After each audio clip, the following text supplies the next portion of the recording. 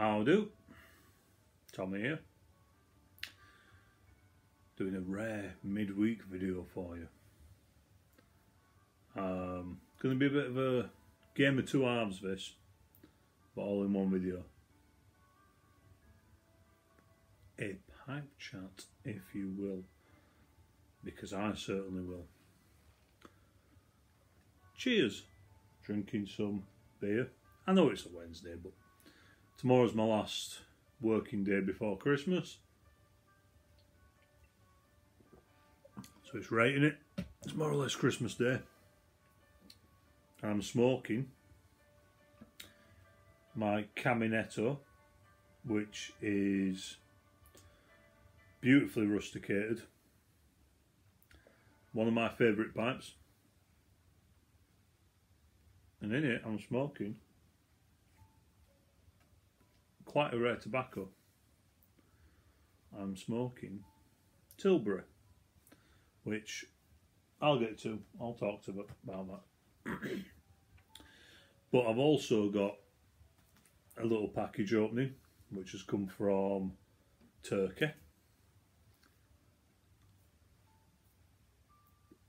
So I'm going to have a little chat about Meerschaum Pipes.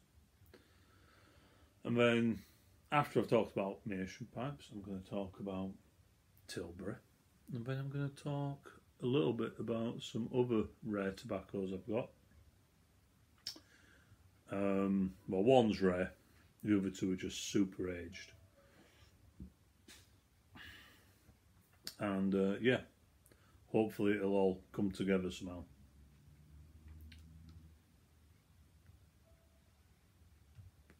So I'll put this down a second and I'll open the package. Now I ordered this November time. I've been meaning to order one for a while. It's a Meerschaum pipe, as you may have guessed, being that it came from Turkey. And it's by a carver you may have heard of, you may not have heard of him. But he's based in, and let's see if I can pronounce this right, Esoterica, I think that's right, in Turkey, which, if you know your Meerschaums, that is the place for Turkish Meerschaum. And the carver is Mr. Hussein Kaur, who, from what I've seen, is an incredibly talented carver, pipe maker, whatever you wish to call him, artist, artisan, and this is a commission. I generally, if I want a artisan pipe, I generally have to commission it, mainly because, as you'll know, if you're a devotee to my channel, I smoke filtered pipes predominantly. Well, I say predominantly. I only smoke filtered pipes, so so unless it's a Savinelli or certain German or Dutch factory pipes, then I generally have to get custom made, which is fine. It's my choice. It's me who's fussy, so. But this is the case. Let's have a look. I know what it looks like. He's already sent me photos. But yeah, looks rather stunning in person. So I wanted the bent apple. There goes the stem. Which, yeah. So it's a 4 spigot because it needs a filter.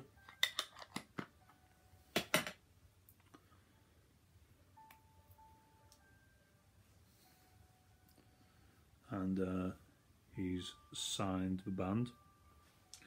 If you can see, H core. And if you want a H core pipe, I would suggest seeking him out on Facebook. That seems to be where he does most of his dealings. And there is the pipe.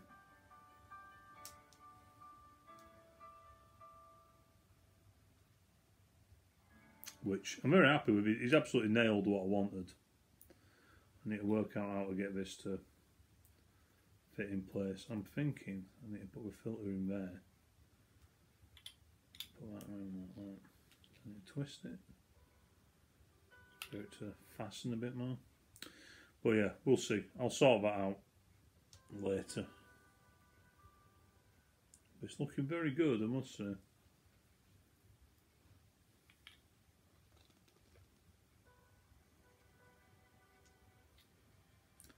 Yeah, I'm very happy with that. Bowl, not as deep as I thought, which is good.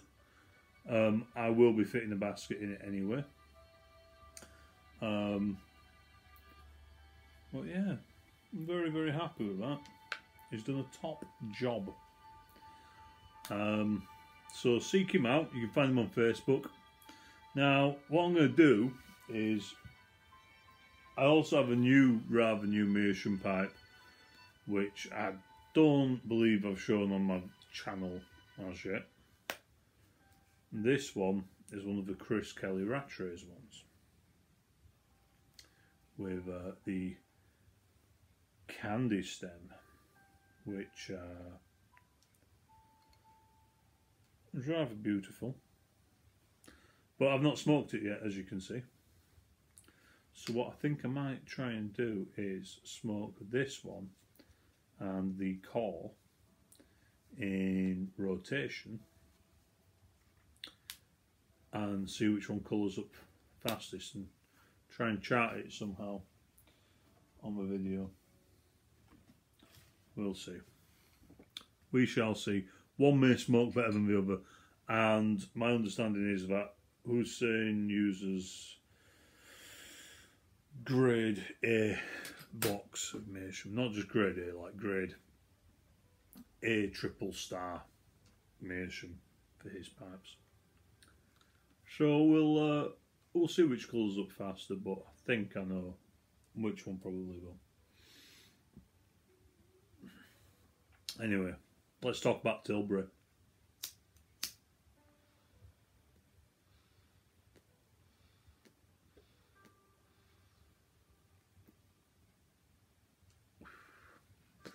Now, Esoterica Tilbury, it says here, a broad cut extra mature Virginia. Doesn't give much away really.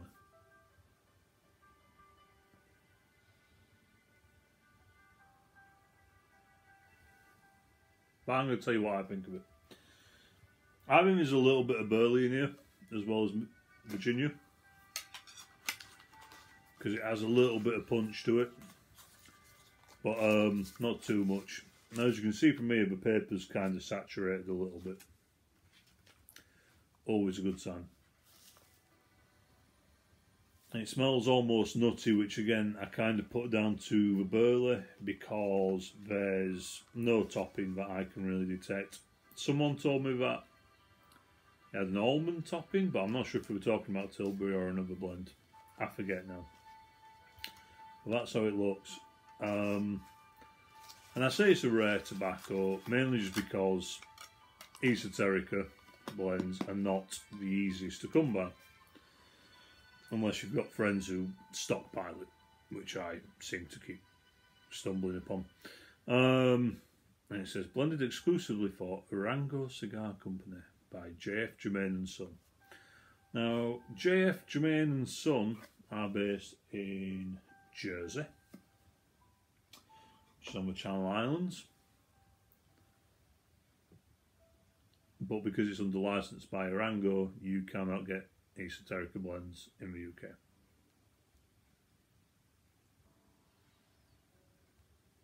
That's life. That's life, I'm afraid. But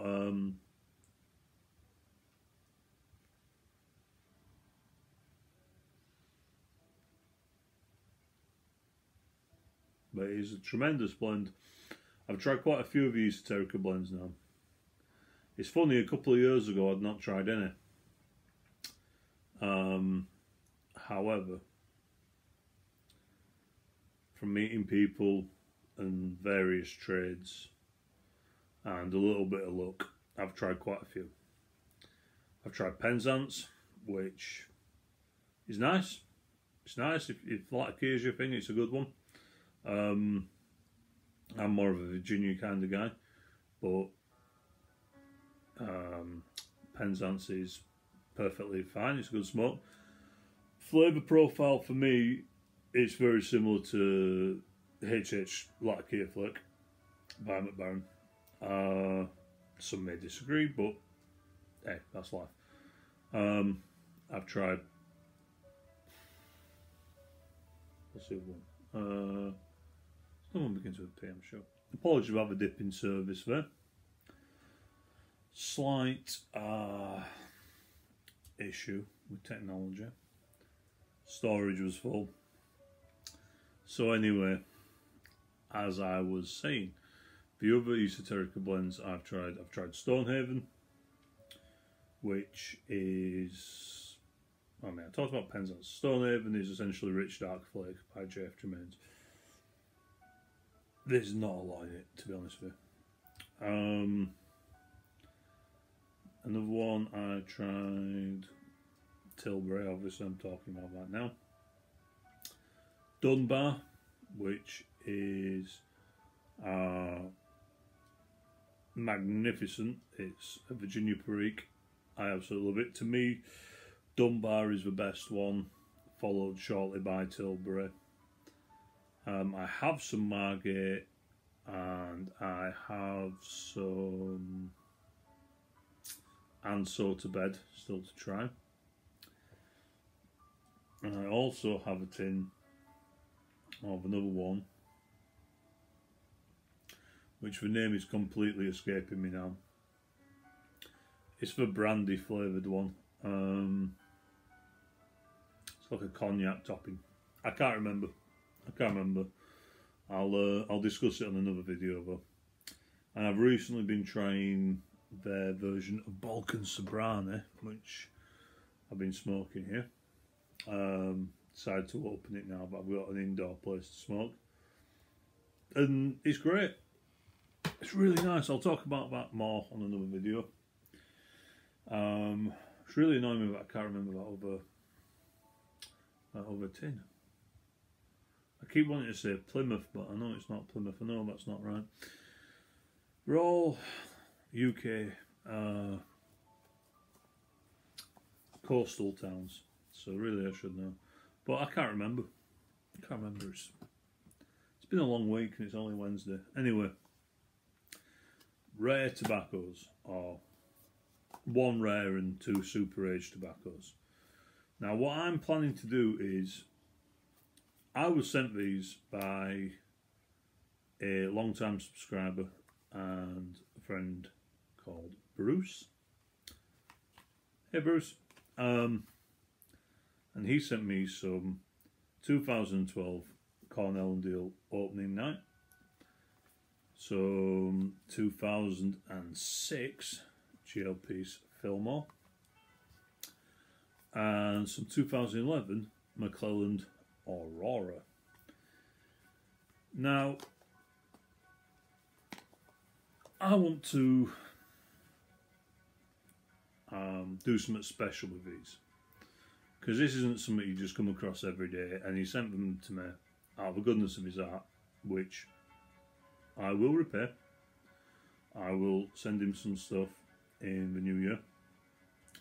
He said it's not necessary, but I will. But what I'm going to do is I'm going to do a live stream. I'm planning to do a live stream this Friday. And the first one I'm going to open is going to be McClelland Aurora, because McClelland's gone. I'm never going to get to try this ever again.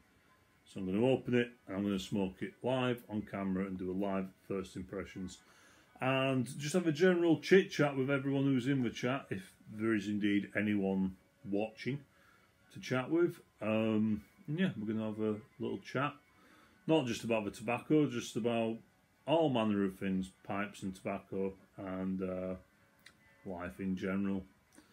So yeah, so hope to talk to many of you on that. This Friday the 21st, I'm sure. Let's have a look. Yes, Friday the 21st of December at, I'm going to say, between 10:30 and 11 PM at night. Won't be a mega long one, but yeah. So come along to that, and let's talk real time. And yeah, you never know, it might end up being a regular thing. We'll see. But for now, thank you for watching, if you still are. Apologies about the slight technical issue. It's sorted now. But for now, I'm going to continue smoking Esoterica Dunbar, which, yeah, I would easily give this, I would give it a 5 out of 5, but it's so bloody hard to come by. It's hard to give it a 5 out of 5. But in a way, it's kind of a good thing that it's not a 5 out of 5, because if it was, and I could easily get it, I'd be smoking it constantly. But yeah, it's as near as a 5 out of 5 as a rarer blend can be. It's fantastic. It really is. Perfect strength and body, perfect flavour. Burns clean, burns evenly, and you can just light it up and relax and chill out with it. But I don't often review tobaccos like this because it's a bit of a slap in the face if it's hard to get and you've got people raving about it. But if you do manage to get hold of some, good for you. Smoke it, enjoy it, it's fantastic. If you want something similar to it that you can't generally get, well, I don't know about the US, but certainly in the UK, I would say JF Germain medium flake is a good starting point. It's somewhere in between medium flake and brown flake, because it doesn't have the orangey flavour that medium flake has. And it's got just a little bit more clout to it than medium flake, but it's not quite as strong and pungent as brown flake, which, now that I think about it, I haven't reviewed that one yet, which I will do.